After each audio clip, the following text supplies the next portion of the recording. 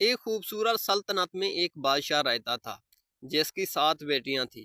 सब बेटियां अपनी खूबसूरती और सलाहियतों के लिए मशहूर थीं, लेकिन बादशाह की खुशी की एक वजह उसकी सबसे बड़ी बेटी फातिमा थी, जिसने जिन की मोहब्बत को मुस्तरद कर दिया था।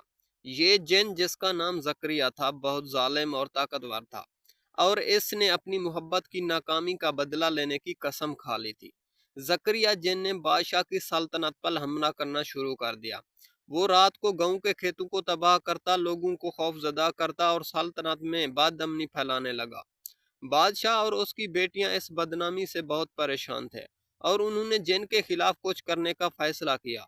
बादशाह ने अपनी सब बेटियों को जमा किया और कहा, हमें जकरिया जिन के जालमों का जवाब देना है। कोई भी अपने तरीके से इस मसले का हल तलाश करे। हर बेटी ने अपनी अक्ल, बहादुरी और महारत को इस्तेमाल करने का वादा किया। सबसे छोटी बेटी सारा ने जिन की कमजोरियों को जानने के लिए एक खतरनाक सफर पर जाने का फैसला किया।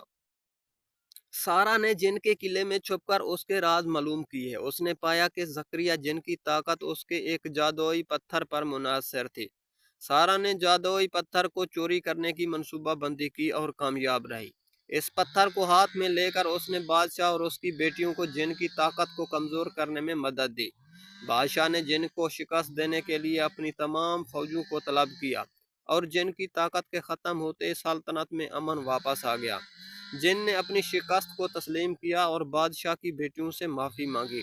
बादशाह ने जिन को माफ़ कर दिया, लेकिन अपनी सल्तनत से निकाल दिया था। कहा वो किसी और को नुकसान ना पहुंचा सके। सल्तनत में खुशहाली वापस आई और बादशाह ने अपनी बेटियों की बहादुरी और अक्ल को सराहा। जी हाँ, तो दोस्तों, उम्मीद है आपको ये कहानी अच्छी लगी होगी।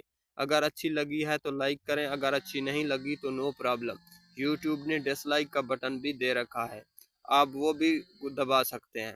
आपसे गुजारिश है कि अगर आप हमारे चैनल पर नए हैं तो हमारी वीडियो देखने के लिए हमारे चैनल को ज़रूर सब्सक्राइब करके जाएं।